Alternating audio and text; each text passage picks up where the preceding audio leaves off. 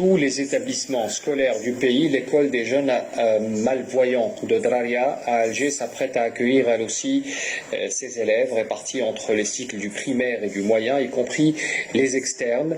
Tout est fin prêt. On voit cela dans ce reportage signé Yamina Saïdji.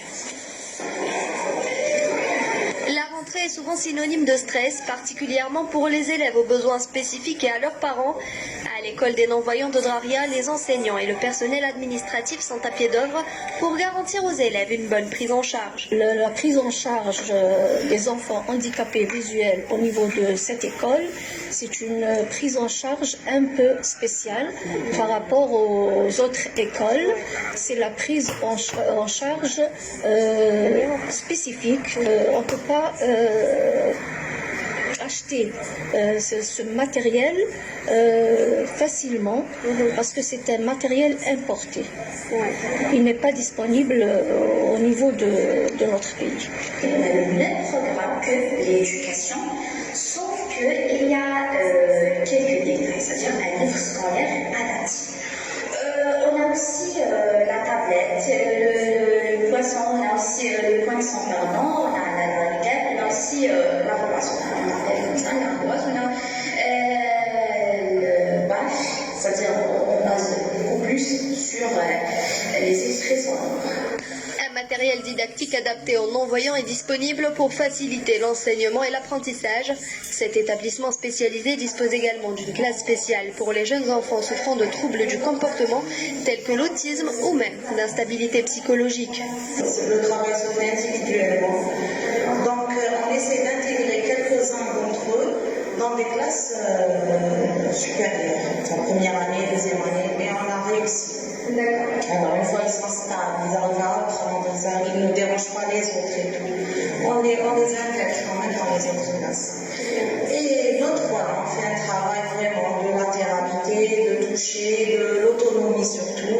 Le premier objectif, c'est qu'ils soient autonomes. Cet établissement s'apprête à accueillir près de 200 élèves, dont 102 pour le cycle primaire, prêts à se donner à fond tout en espérant avoir plus de moyens afin d'assurer ces services à un nombre plus élevé d'élèves aux besoins spécifiques. En Italie, un de nos compatriotes a consacré ses 20 dernières années à apporter aide et assistance aux malvoyants en Algérie. Son incroyable effort solidaire a permis à beaucoup de structures spécialisées de bénéficier d'équipements adaptés comme celle de Drarias, comme celle qu'on vient de voir donc à Drarias. Ces 2 dernières années ont été très dures pour lui en raison du Covid-19. Les actions solidaires ont dû être interrompues pour des raisons de logistique. Reportage Fella Benour et Yannis Saïd Balkhassamba. Dans ces cartons, un matériel didactique et sportif pour non-voyants, l'équivalent d'un conteneur. Nordin Amerouche, un Algérien de Bologne en Italie, ou Nino comme tout le monde l'appelle, a fait cette collecte pendant toute cette période du Covid. Une période qui l'a séparé de son pays qui lui manque. Bien sûr, oui, beaucoup. Et on espère venir en fin d'année. On pourra venir, Inch'Allah. Pour le Covid, j'ai eu le Covid aussi, j'étais à l'hôpital. Je suis resté à l'hôpital 2 semaines d'hôpital, j'ai souffert beaucoup. Mais j'ai plus souffert pour l'Algérie que pour le Covid.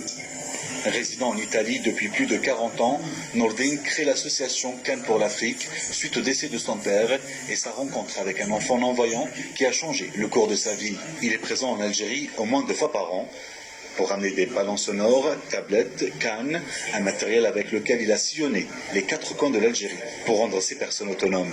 Donc on pourrait avoir une autorisation permanente qui pourra nous permettre de faire entrer, quand on veut, le matériel pour handicapés. Je répète, matériel pour handicapés. Rien d'autre. On ne doit pas seulement essayer. On doit essayer et permettre à la diaspora d'aider notre pays. Cela est très important. Mais Nino veut aller encore plus loin. Il y a quelques mois, il fait une formation consacrée aux formateurs des sportifs non-voyants. Son rêve est de créer un centre pour cette catégorie à Oran. Parce que dans cette école, il y a des dortoirs. Parce que ce centre sportif n'est pas seulement pour Oran, mais sera pour Mostaganem, pour toute la région de l'Oranie. Donc les gens qui vont venir dans cette école, ils pourraient dormir, je parle des non-voyants, ils pourraient apprendre à être indépendants. Et cela nous permettra d'organiser, d'enseigner aux enfants non-voyants de faire du sport, de devenir champion du sport, comme les derniers qu'on a eu le mois passé. Ça coûtera rien, ça coûtera absolument rien au gouvernement. On s'en chargera de tout. L'association Cannes pour l'Afrique est prête à prendre en charge la formation de formateurs dans le domaine du sport en Algérie ou en Italie, dans l'espoir de semer une graine de champion de haut niveau.